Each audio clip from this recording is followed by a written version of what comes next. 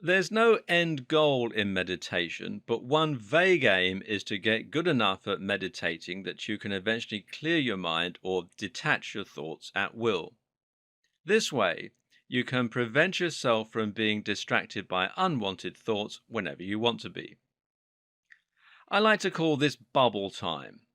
Now, bubble time is the name for the small segments of time that I give myself throughout the day when I can be completely relaxed.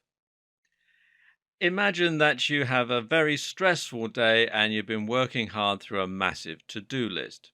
You need to make lots of calls, you need to manage your work team, and just generally fight a lot of fires.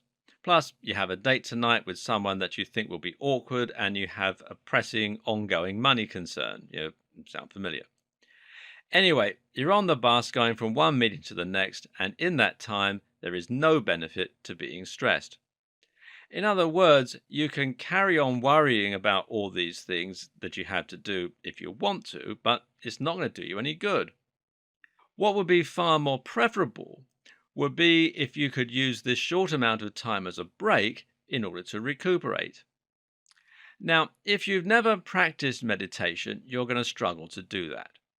But if you have, then you can put yourself in a meditative state and become indifferent to that stress. You can just sit back and clear your mind.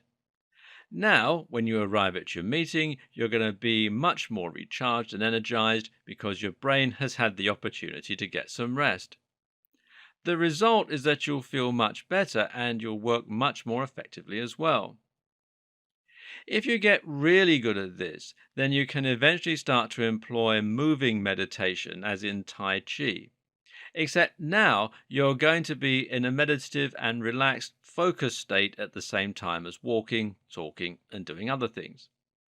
You'll be impervious to stress because you've learned to control your mind and to control your emotions.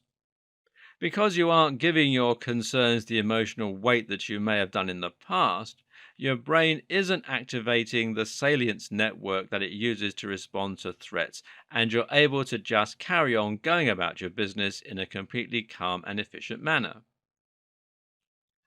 Meditation is one way to stop worrying about all those little nagging concerns and doubts.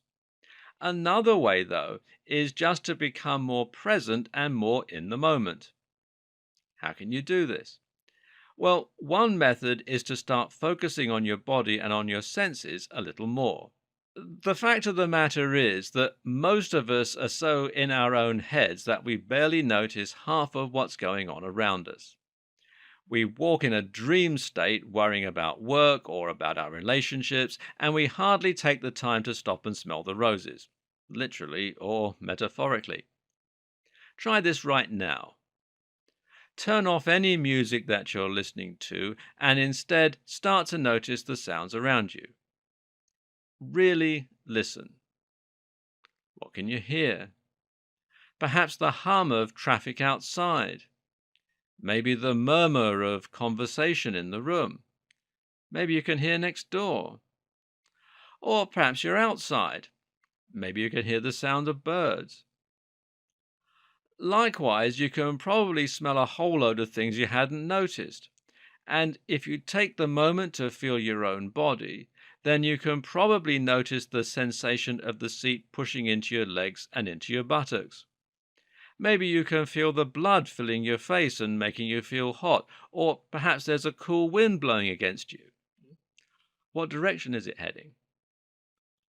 Listen to the sounds of your own breathing and feel your abdomen expand and shrink as you do so. Once you do this, you'll find that you stop worrying about what's going on around you, and you'll start to appreciate your environment a little more. There's so much that you normally miss. You can try doing this on walks too. Go for a walk with no music, no phone, and nothing else, and just try being present and noticing the world around you. It's a calming and invigorating experience at the same time. Also, try being more present in conversation. Practicing this is important because, as with practicing meditation, it will eventually become something that you can just engage at will. Now you can choose when you want to start listening better to what people are saying to you and when you really want to focus on the day which you're out with your children or something like that. Again, you can leave your work concerns at home. And try focusing on the sensation of your body more next time you're being intimate with a sexual partner. Don't worry about your technique, what you're going to do next, whether they like you. Instead, really focus on how the touch of their hand feels on your body. You'll find that you instinctively know what to do next and that you start being much more passionate and responsive. You'll become a better lover simply by getting out of your own head, and you'll feel it far more forcefully. This is true for everything else as well. Next time you have a bath, take a moment to really appreciate the warmth and the softness of the water against your skin. Indulge yourself in the smell.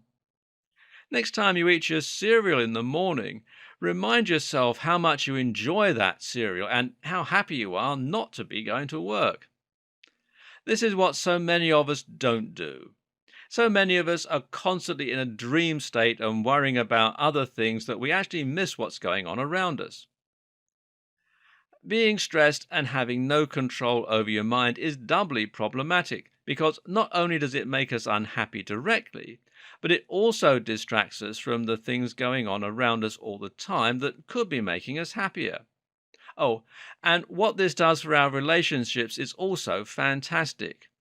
Right now, being distracted by work could well be destroying your relationship with your family and friends.